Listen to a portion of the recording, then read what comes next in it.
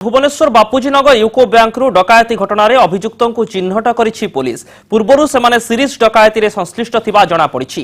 झारसुगुड़ा कुर्बारु भी डकायती करथिले एही डकायती ग्यांग। एमानंकु चिन्हट करा जाइछि ओ खूब शीघ्र धरा जिवो बोली पुलिस कमिशनर वाईबी खुरानिया सूचना दैछन्ति। स्पष्ट दिवालोकरे 1 घंटा धरी 28 तारिख दिन बैंक भितर पशि कलाकना बुलाइथिले दुर्वृत्त। 5 जन लुटेरा बंधुक मुନରେ बापुजीनगर यूको बैंक शाखारु 13 लाख टंका और कोटे टंकार सुना गहना लुटि नहीं।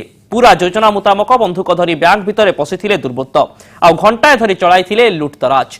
कार रे आसी 5 जन दुर्वृत्त लुट करी फेरार हो जाइथिले।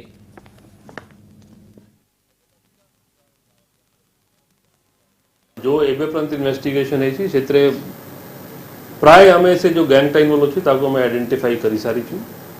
और भुवनेश्वर जो क्राइम है it is part of a series of bank dacoities that has been committed in Korba, in Jharsuguda and several other places. It is a professional gang जो जना पड़ुछि they have a very long history of committing bank डकैटीज।